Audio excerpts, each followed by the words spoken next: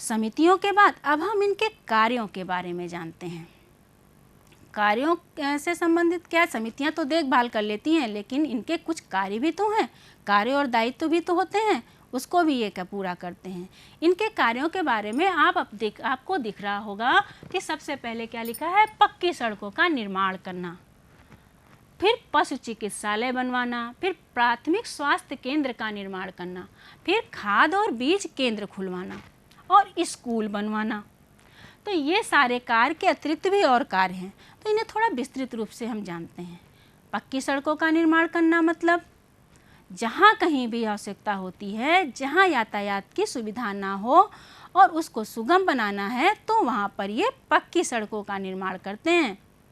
इसके अलावा ये अपने क्षेत्र के पशुओं की सुरक्षा और स्वास्थ्य के देखभाल के लिए जिस जगह पर आवश्यकता होती है वहाँ पशुओं के लिए अस्पताल भी खुलवाते हैं और साथ ही वहाँ पे दवाओं की भी व्यवस्था करते हैं, जिससे उनके साथ क्षेत्र के सारे पशु स्वच्छ और सुरक्षित रहें। उसके साथ ही साथ ये प्राथमिक स्वास्थ्य केंद्र का निर्माण करवाते हैं। प्राथमिक स्वास्थ्य केंद्र का मतलब हम मनुष्यों के लिए जो अस्पताल, छोटे छोटे अस्पताल गांव में बनते हैं छोटे से, वही प्राथमिक स्वास्थ्य केंद्र होता है जहां प्राथमिक उपचार होता है। याद आ गया ना, वही प्राथमिक स्वास्थ्य केंद्र जहां पर एनएम दीदी बैठती हैं। ये खुलवाने का कार्य क्षेत्र पंचायत करती है, जहां आप बच्चे पल्स पोलियो की 2 बूंद पीने जाते हैं, वही स्वास्थ्य केंद्र आपके गांव में, अधिकांश बच्चों के गांव में तो ये होगा ही होगा। आप वहाँ जाते भी होंगे, तो आप पता करिएगा कि ये किसने बनवाया है, आपके क्षेत्र पंचायत के स्वास्थ्य विभाग, स्वास्थ्य जो समिति है वो अनुमोदन करी होगी, तब ये कार्य हुआ होगा।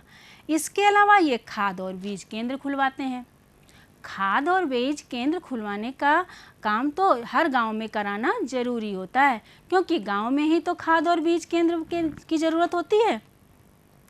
आपके घरों में भी खाद और बीज आता होगा, और जो हमारी क्षेत्र पंचायत जिस दुकान को खुलवाती है, यानी जो केंद्र खुलवाती है, उसे क्या कहा जाता है, सहकारी समिति।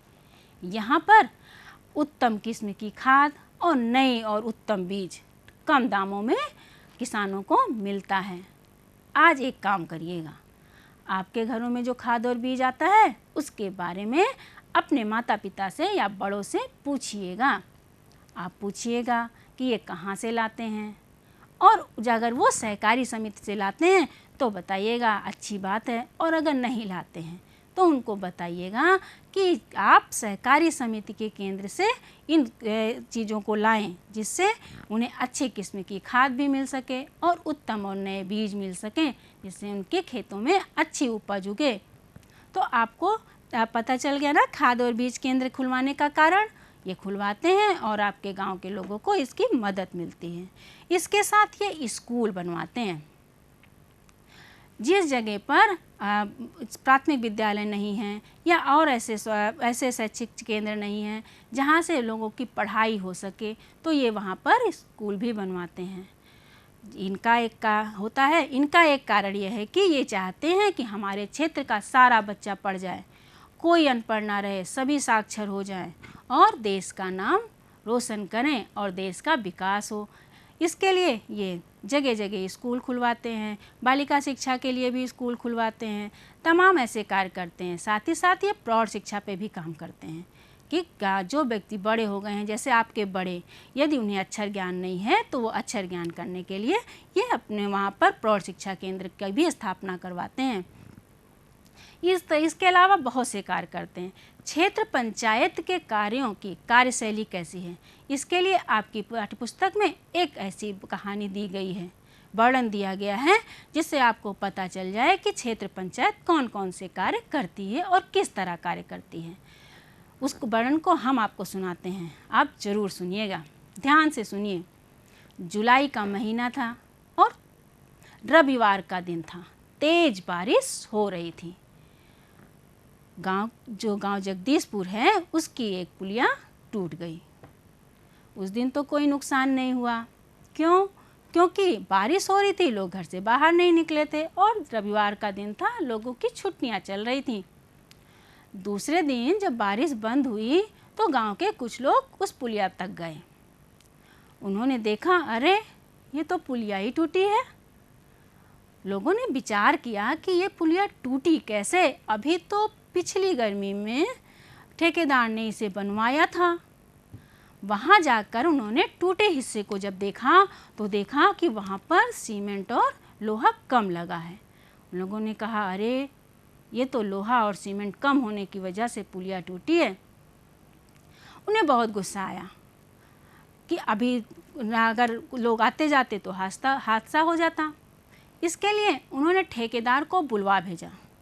ठेकेदार बगल के गांव कंजारा का निवासी था।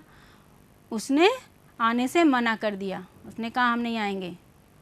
अब सबको बहुत गुस्सा आया। लोग जगदीशपुर गांव के लोगों ने जुलूस बनाया और क्षेत्र पंचायत दफ्तर पहुंच गए।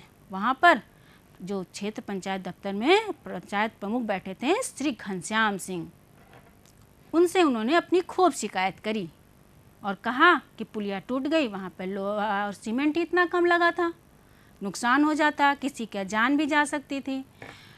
घनश्याम सिंह जी ने उनकी सारी बातें सुनी और उन्हें बैठने के लिए कहा और अपने क्षेत्र निर्माण समिति को पुलिया देखने के लिए भेजा। जब वो लोग वहाँ देखने पहुँचे तो देखा कि बिल्कुल सही बात है, जिस स्थान से पुलिया टूटी हुई है वहाँ पे सीमेंट और लोहा कम लगा है, यानी सरिया कम लगा है। अब उन्हें तो भाई गुस्सा आ गया।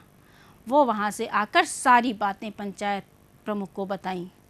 पंचायत प्रमुख भी गुस्से में हो गए और उन्होंने तुरंत जगदीशपुर गांव के ग्राम प्रधान को बताया कि ठेकेदार को तुरंत बुलाया जाए। अब तो ठेकेदार को पंचायत दफ्तर आना ही पड़ा। जब ठेकेदार पंचायत दफ्तर आया तो लोगों ने उसको खूब फटकार लगाई और कहा कि तुम्हारे इस कार्य के लिए हम उसकी रिपोर्ट पुलिस में करेंगे। ठेकेदार डर गया, उस माफ़ी मांगने लगा। तो फिर क्या हुआ? फिर ये हुआ कि पंचायत के सदस्य यानी क्षेत्र पंचायत के सदस्यों ने कहा कि यदि ठेकेदार अपने पैसे से उस पुलिया का पुनः निर्माण कराए तो हम इसको माफ़ कर देंगे। ठेकेदार बेचारा मान गया और मानता न तो करता क्या, उसी ने तो पुलिया का में सीमेंट और सरिया कम लगाई थी, इसलिए तो उस पुलिया टूटी थी। अब ठेकेदार को ये बात माननी पड़ी और अपने पैसे से पुलिया का निर्माण करना पड़ा। तो आपने देखा क्षेत्र पंचायत के सदस्य किस तरह अपना कार्य करवाते हैं, ये इनकी कार्यप्रणाली है और इसी तरह वो सारी समितियां कार्य करती हैं और क्षेत्र पंचायत अपना कार्य करवाता है। अब हम क्षेत्र पंचायत की आमदनी की बात करते हैं। जैसे एक छोटा काम करना हो तो हमें पैसे की ज़रूरत पड़ती है, उसी तरह क्षेत्र पंचायत को भी किसी कार्य करने के लिए बहुत ज़्यादा पैसे की ज़रूरत पड़ती है। अगर आपको एक पेंशन लेनी हो तो आप कहाँ से पैसा मांगेंगे? अपने माता पिता से मांगेंगे और वो माता पिता आपको जब पैसा देंगे तो आप दुकान जाके पेंसिल खरीद लाएंगे और उससे लिखेंगे। तो क्षेत्र पंचायत को इतने सारे काम करने होते हैं तो वो कहाँ से पैसा मांगे? वो मांग के तो काम चला नहीं सकता। तो इसके लिए उसके विभिन्न आय के स्रोत हैं जहाँ से उसे धन की प्राप्ति होती है। उसमें सबसे पहले क्या लिखा है, आप देखिए, विभिन्न करों से आया धन। विभिन्न करों से आया धन का मतलब क्षेत्र पंचायत अपने क्षेत्र की ज़मीनों पर कर लगाती है, टैक्स वसूलती है। उसके साथ साथ वो मेलों और दुकानों पर भी कर लगाती है जिससे उसे धन की प्राप्ति हो सके। इसके अलावा क्षेत्र पंचायत को सरकार से अनुदान भी प्राप्त होता है। सरकार उसे एक निश्चित धनराशि देती है जिसका जो उसके बैंक नाम के खुले बैंक खातों में जाता है और सारे सदस्य मिलकर उस खाते से ज़रूरत का पैसा निकालते हैं और विकास कार्य में लगाते हैं। इस तरह बिना पैसे के कोई भी कार्य इनका रुकता नहीं है। अब हम इस सब कुछ जानने के बाद ये जान लें कि एक क्षेत्र पंचायत कितने वर्षों तक काम करती है। एक क्षेत्र पंचायत का सदस्य जब एक बार चुनाव जीत के आता है यानी पूरी क्षेत्र पंचायत 5 वर्ष के लिए काम करती है। इसके अलावा इनके कामों को अच्छे से चलाने के लिए सरकार इनके पंचायत दफ्तर में कुछ कर्मचारी और अधिकारी भी नियुक्त करते हैं। इनमें सबसे बड़े अधिकारी को खंड विकास अधिकारी या BDO कहा जाता है। अब आपको अपने ब्लॉक के बीडीओ का नाम पता करना है। पता करके अपनी कॉपी में लिखिएगा। ये सारे सदस्य खूब मेहनत और ईमानदारी से कार्य करते हैं, क्योंकि इन्हें पता है अगर ये ऐसा नहीं करेंगे तो अगले आने वाले चुनाव में 5 वर्ष के बाद जो चुनाव आएगा उसमें ये हार जाएंगे, इन्हें मतदाता वोट नहीं देंगे और इस पद पे रहते हुए ये कोई कार्य नहीं कर सकते।